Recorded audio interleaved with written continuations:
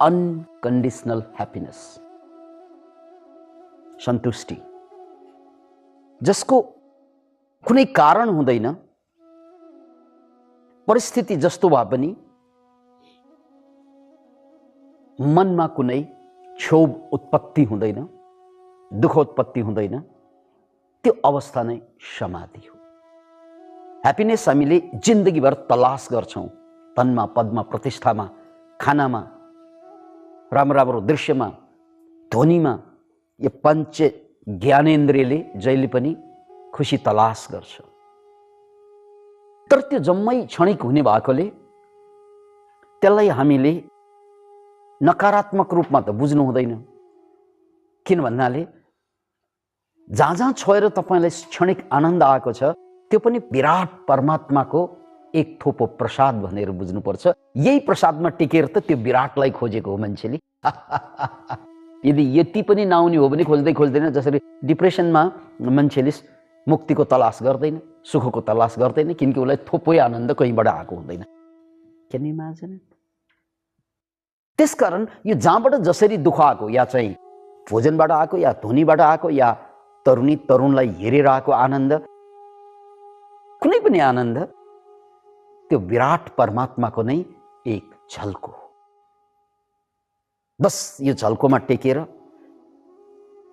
यसलाई सदा कायम गर्न खोज्नु यो मान्छेको स्वभाव, मान्छेको बुद्धिको कमाल हो। बुद्धि नभएको भए त्यसो गर्दैन, किनकि पशुहरूले मुक्तिको तलास गर्दैन।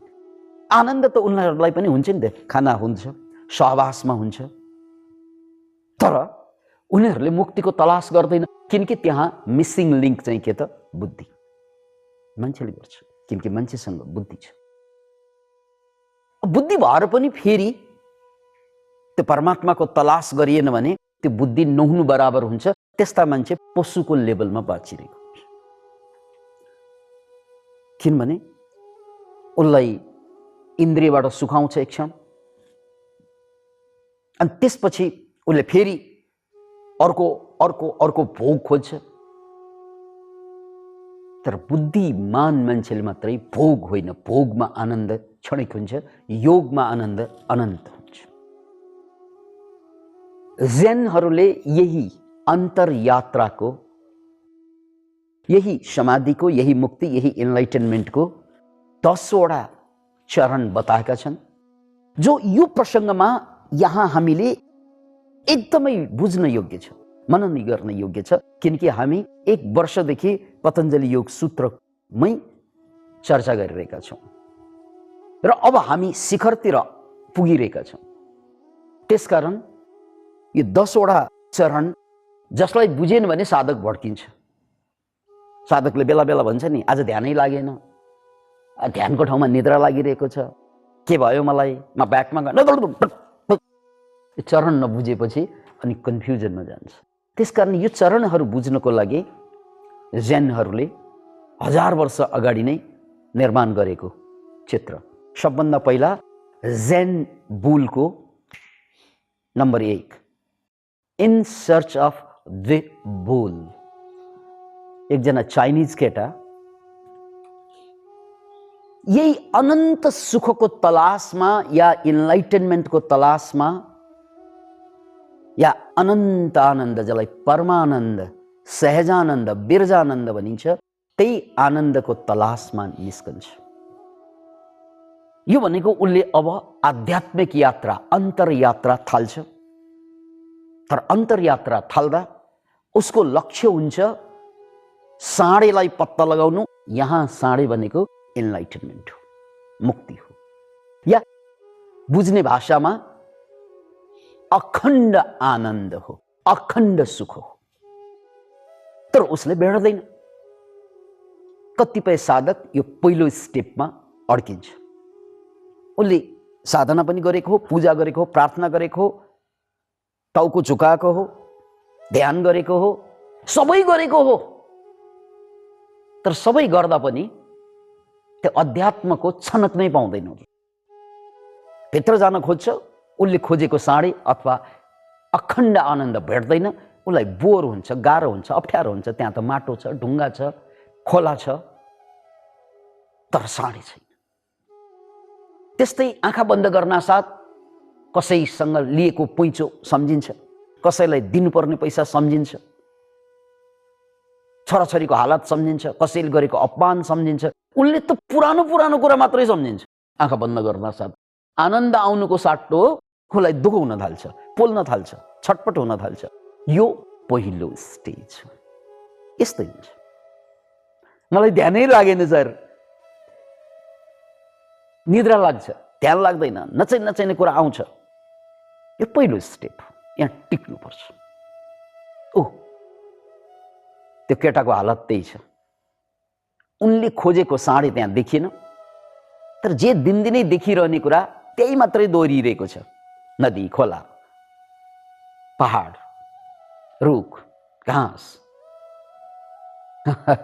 हामीले पनि देख्ने त्यही हो। आँखा चिम्म गर्दाखेरि त्यही छोरा, त्यही छोरी, त्यही द्वेष, त्यही राग, त्यही मोह। अनि हामी भन्छौँ मलाई ध्यानै लागेन। ध्यान नलागेको होइन,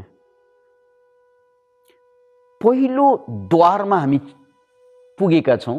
यो पहिलो ढोकामा त्यो ढोका खुलेको छैन। ढोका नखुल्दासम्म कोठाको दृश्य देखिँदैन। तर यो एक चरण हो, ढोका त खोल्नै पर्यो।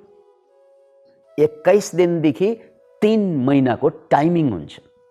त्यो टाइमभित्र यो ढोका खुल्नुपर्छ। 21 दिनदेखि 3 महिनाभित्र यो ढोका खुल्नुपर्छ। खुलेन भने विज्ञ गुरुको सान्निध्यमा बसेर सिक्नुपर्छ। खुलेन भने अनुभवी गुरुको सान्निध्यमा बसेर सिक्नुपर्छ। यो पहिलो स्टेप। दोस्रोमा टिक्दै जाँदा साधना गरेँ मैले। 21 दिन पनि पार गरेँ, 3 महिना पनि पार गरेँ। अनि मैले साँडे त अहिले पनि देख्दिनँ, तर साँडेका पदचिन्ह म देख्छु। ए आनन्द जस्तो भयो, ए शान्त भएको क्या हो, ए शरीर हल्का भयो, ए यस्तो हो कि हो कि अघिसम्म के हो खै के यो 21 दिनदेखि 3 महिनाको सेरोफेरोमा अब हो कि खै केबाट स्टेप 2 हो कि बेला बेला आनन्द आए जस्तो, बेला बेला गजबको अनुभव भयो जस्तो। यो दोस्रो स्टेप हो। 21 दिनदेखि 3 महिनाभित्र घटना यो घट्छ। तर शङ्का छ, किनकि हो कि होइन थाहा छैन, हो कि जस्तो लागेको छ। यसमा टिक्दै जाँदा अब साधकको तेस्रो स्टेप पर्सिभिङ द बुल भनेको उसले साँडेलाई देख्छ। अब ए देखे पुच्छर हल्लाएर बसेको देखेछ। या त्यो भनेको के त भन्नाले ओहो सबै कुरा बिर्से जस्तो, टाइम पास भएकै थाहा भएन, आनन्द आए जस्तो। ओहो धन पद प्रतिष्ठाको माध्यमबाट, समाजको माध्यमबाट, मिठो मिठो खानेकुराको माध्यमबाट, विभिन्न माध्यमबाट खोजिने आनन्द त्यो त केही नगरिकन मनभित्रै रहेछ, मैभित्र रहेछ। पहिलोचोटि उसलाई यो बोध हुन्छ। Can imagine it? अब उसले दर्शन पायो अध्यात्मको। हो किबाट यही हो यो पोइन्ट अब सुरु भयो। साधकको जन्म भयो। मैले जिन्दगी भर जहाँ खोज्ने आनन्द पनि यही भित्र छ, मनभित्र छ, मैभित्र छ। यही हो स्टेप 3 यही हो अब साधकलाई मजा आउन थाल्यो। सबै कुरा भित्र छ। धन्य छु प्रभु। साधकको त्यो बेला आँखा हेरेर लोलाउन थाल्छ। जसरी पहिलोचोटि उसले तरुणी देख्दा लोलाएको थियो, तरुण देख्दा लोलाएको थियो, आनन्द आउँदा लोलाएको थियो। अब ऊ लोलाउन थाल्छ। मस्ती देखिन थाल्छ उसको आँखामा, उसको चालमा नृत्य झल्किन थाल्छ, उसको बोलीमा मिठास। Can you imagine transformation? उसलाई म बेग्लै भएँ, म अर्कै भएँ, अब त जिन्दगी धन्य भयो, सेट भयो। यो भाव जाग्न थाल्छ यो बेला। अब त्यहाँ पनि साधना गर्दै जान्छ साधकले। किनकि यो बेला रिलिज हुने केमिकल डोपामाइन हो। योभन्दा अगाडि रिलिज हुने केमिकल स्ट्रेस हर्मोन कर्टिसोल जस्तो केमिकल रिलिज हुन्छ, उसलाई गाह्रो भइरहेको हुन्छ। तर यो पोइन्टमा त्यो गाह्रो पार्ने केमिकल आउँदैन, अब डोपामाइन जस्तो केमिकल मजा दिने केमिकल आइरहेको छ। त्यसकारण अब ध्यान छोड्दैन उसले, अब उसले साधना छोड्दैन, किनकि उसले दर्शन पाइसक्यो। अब उसले गर्छ, उसलाई अब गर भन्नु पर्दैन, उसले गर्छ किनकि एक दुई दिन उनले कारणवश कतै गएको बेला, केही भएको बेला गर्न नपाउँदाखेरि छटपट हुन्छ। अब उसलाई विड्रल सिन्ड्रोम सुरु हुन्छ। यो पोजिटिभ रूपमै विड्रल सिन्ड्रोम सुरु हुन्छ। आज ध्यान नगरेको के नपुगे जस्तो, भारी जस्तो, गाह्रो जस्तो, अप्ठ्यारो जस्तो हुन्छ। यो अवस्था उसको तेस्रो स्टेप हो। उसले ध्यान छोड्दैन, किनकि ऊ अब ध्यानको एडिक्टमा छिरिसकेको छ। अब यो पोजिटिभ एडिक्सन हो। यहाँ साधना उसले दिनदिनै गर्दै जान्छ र यसको एउटा समस्या के हुन्छ, अब हरेक दिन उसले हिजो पाएको आनन्द खोज्छ, हिजो पाएको दर्शन खोज्छ, उसले त्यो साँडेको दर्शन। योभन्दा अगाडि उनलाई थाहा छैन, तर अब उसले थाहा भयो नि, ओहो यस्तो पो रहेछ, यही होलाई खोज्छ अब उसले। त्यसपछि के हुन्छ? Picture number 4, catching the bull. त्यसपछि त्यो कुरो जसलाई भर्खर उसले अनुभूत गरेको छ, त्यो दर्शनलाई, त्यो आनन्दको अनुभूतिलाई आफ्नो कब्जामा राख्न खोज्छ। मैले साधना गरेँ कि आउनै पर्छ, त्यो मानव बिहे गरे जस्तो। योभन्दा अगाडि चाहिँ लभ गरे जस्तो, कहिले आउँछ कहिले आउँदैन। अबको पिरियड बिहे गरे जस्तो। अब उसले त्यसलाई, त्यो लभलाई बिहेमा कन्भर्ट गर्न खोजे जस्तै, किनकि बिहेमा कन्भर्ट गरेपछि त ऊ सदा मेरो हुन्छ। लभ गर्दा ठेगान हुँदैन, बिहे गर्दा त ठेगान भयो।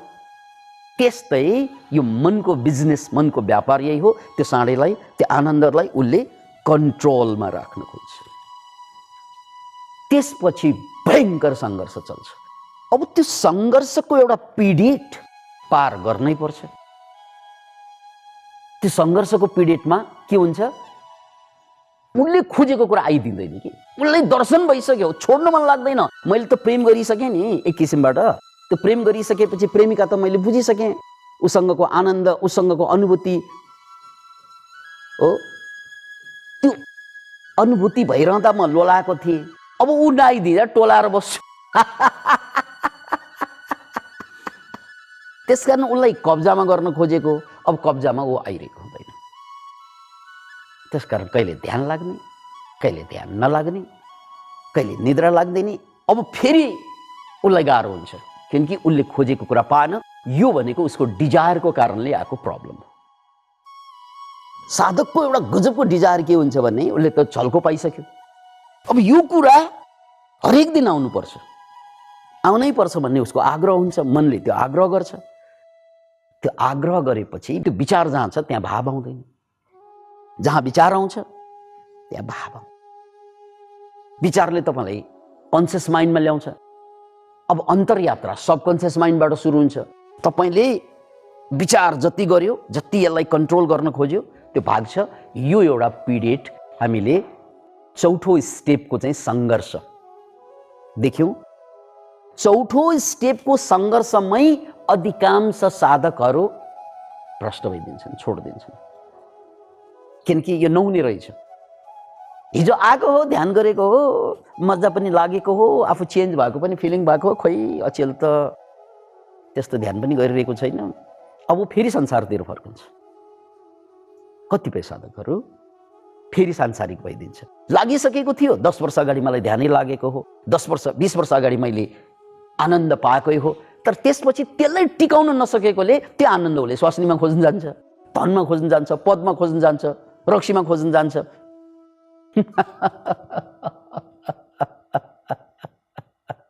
यो चौथो चरणको समस्या यो कति लामो भएर सकिन्छ भन्ने हुँदैन। फेरि 369 लाई याद राख्नुहोस्। अब यो पिरियड लम्बिएर 9 महिनासम्म तपाईँलाई यही अवस्थामा हुन सक्छ। 9 months एउटा बच्चा जन्मिनलाई पनि 9 महिना लाग्छ नि। त्यो 9 महिना अगाडि नै बच्चा गर्भबाट बाहिर आउन खोज्यो भने के हुन्छ? ऊ टुहिन्छ। टुहिनु भनेकै त्यही हो। 3 महिनामा 4 महिनामा आउनु खोज्यो भने, 5 महिनामा आउनु खोज्यो भने त्यो टुहिन्छ। त्यस्तै साधकको पनि साधना टुहिन्छ। त्यो साधनालाई टुहिन नदिनको लागि नोट गर्नु, यो लामो गयो भने 9 महिनासम्म जान सक्छ। मलाई ध्यान कहिले लाग्ने कहिले नलाग्ने गाह्रो हुने, यो हुन सक्छ। कति हुन सक्छ? 9 महिनासम्म क्यालेन्डरमा मार्क बनाएर राख्नुहोस्। यो मेरो परीक्षण काल हो, यो मेरो परीक्षण काल हो, यो मेरो परीक्षण काल हो। यहाँभन्दा अगाडि मैले ध्यान खोजेँ भने, जबरजस्ती गरेँ भने टुहिन्छ। यो 5औँमा टेमिङ द बुल, त्यो भनेको अब साँडे उसको कन्ट्रोलमा आयो। यो 9 महिना पछिको सिनारी हो। अब बच्चा जन्मियो, क्याँ रोए जस्तै सिनारियो चेन्ज भयो। 9 महिना सङ्घर्षको पिरियड उसले पार गर्यो भने त्यसपछि साँडे उसको कन्ट्रोलमा। त्यो 9 महिनाको साधना कालपछि त्यो साधनामा ऊ बस्यो कि टक्कै ध्यान लाग्ने अवस्था आउँछ। किनकि योभन्दा अगाडि उसले सङ्घर्षमा बिताए, पीडामा बिताए, छटपटमा बिताए, कहिले ध्यान लाग्ने कहिले नलाग्ने। अब त्यस्तो हुँदैन। अब उसलाई थाहा भइसक्यो। यसलाई बुद्धले दिनुभएको शब्दलाई कर्मस्थान भनिन्छ। कर्मस्थान भनेको साधकले योभन्दा अगाडि थुप्रै साधना गर्छ। कहिले हठयोग गर्छ, कहिले राजयोग गर्छ, कहिले भक्ति योग गर्छ, कहिले गाबा, कहिले ताबा, कहिले काबा, कहिले के गरिरहेको हुन्छ साधकले। तर साधक अझै अलमलमा छ, किनकि सङ्घर्षको पीडित छ। कुन साधना टक्क मैले कन्ट्रोलमा राख्न सक्छु उसलाई थाहा हुँदैन साधना कालमा। कति साधकहरू एक गुरुबाट अर्को गुरुमा, एक ध्यानबाट अर्को ध्यानमा जम्प गरिरहेको हुन्छ, किनकि यो कालै त्यस्तो हो। यो सङ्घर्षको पीडित हो। अनि कर्मस्थान भनेको के त?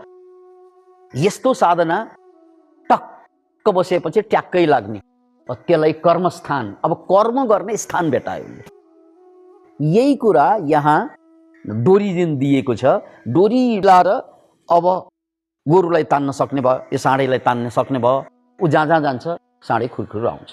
भनेको मतलब उसले आसन कसेर आँखा चिम्लेर चट्ट बस्न साथ अब ध्यान नलाग्ने भने दिनै हुँदैन, किनकि उसले आफ्नो कर्मस्थान भेटाइसक्यो। अब बिहान उठेर 4 बजे 3 बजे, कोही 3 बजे उठ्छन्, 4 बजे 5 बजे, जुनै बजे उठेर पनि ऊ टक्क बस्न साथ अन्तरयात्रा जहिले पनि सुरु हुन्छ, जहिले पनि सुरु हुन्छ। त्यो भड्किने काम अब हुँदैन यो स्टेजमा। तर यो कहिले हुन्छ त भन्नाले प्रायलाई 9 महिना पछिको सङ्घर्षपछि। कतिलाई त्यो सङ्घर्ष फेरि 9 महिनामा पनि नआउन सक्छ, त्योभन्दा पनि लम्बिन सक्छ। त्यो अपवाद भयो बुझ्नुहोस्। तर सामान्य रुलको कुरा गर्ने हो भने 9 महिना लगातार गर्ने साधकहरूले त्यसपछिका दिनहरूमा यो सङ्घर्ष झेल्नु पर्दैन। यो सङ्घर्ष झेल्नु पर्दैन। बस्यो कि साधना सुरु हुन्छ। यो 5औँ अवस्था हो।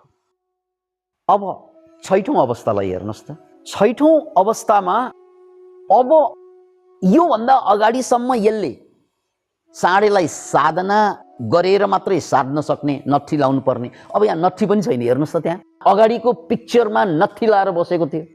अब ऊ बाँसुरी बजाएर फ्रीमा साँडेलाई अब कन्ट्रोल गर्नु परेन, अब तान्नु परेन, अब साधनाको आवश्यकता परेन। यो अवस्था साधकको अझै गहिरो साधना हो, अझै गहिरो अवस्थामा पुग्छ। अघि त ध्यानै गर्नुपर्ने अवस्था थियो, अब त ध्यान नगर्दा पनि आनन्द आउन थाल्यो। ऊ बाँसुरी बजिरहेछ, बाँसुरी आनन्द।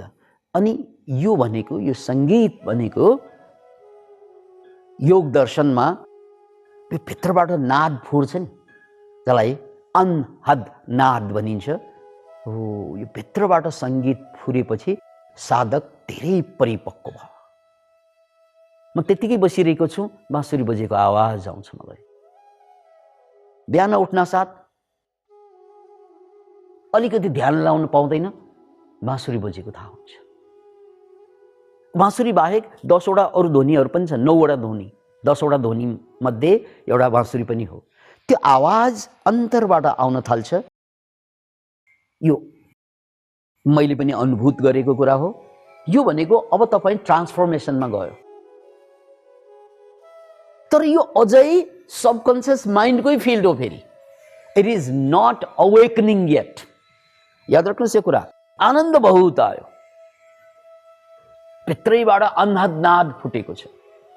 अब मलाई विधि चाहिएन, म जे गरे पनि मलाई आनन्द आउन थालेको छ। ऊ बाँसुरी बजिरहेको छ। विधि अझै मैले समातिरहेकै हुन्छु, नसमात्दाखेरि पनि फरक भएन। विधि नहुँदाखेरि पनि म जे गर्छु, खाँदा पनि आनन्द आउने, बोल्दा पनि आनन्द आउने। अब त्यो चुपचापमा पनि त्यो मौन पनि उसको लागि बहुत सहयोगी र सहज बनिन्छ। त्यो अवस्था यहाँ साँडे भनेको त्यो आनन्द उनको कन्ट्रोलमाथि छ। त्यो ज्ञान, त्यो ध्यान या त्यो समाधि अब उनको कन्ट्रोलमा आइसक्यो, किनकि उनी बसिसके, साँडेमाथि चढिसके। साँडेमाथि त शिवजी चढ्ने होइन र, त्यो पनि सिम्बल हो। अरूलाई त साँडेले हान्छ, तर शिवजीलाई फेरि साँडेले मान्छ। अब यहाँ साँडेले मानिसक्यो तपाईँलाई। साँडे तपाईँको साधनाको अगाडि हारिसक्यो, कायल भइसक्यो। ल म तिम्रै भएँ भनेर साँडेले समर्पण गरिसकेको, समर्पित भइसकेको अवस्था अब सुरु हुन्छ जिन्दगीको मस्ती। अन्त पानी पिए पनि आनन्द, भुइँचालो गए पनि आनन्द, कसैले छोडेर गए पनि आनन्द, बसे पनि आनन्द, उठे पनि आनन्द। आनन्द आनन्द आनन्दम। हरि आनन्द आनन्द आनन्दम। यो अझै कम्प्लिट अवस्था होइन, यो 6ठौं स्टेप हो। बाँकी भोलि। जय होस्।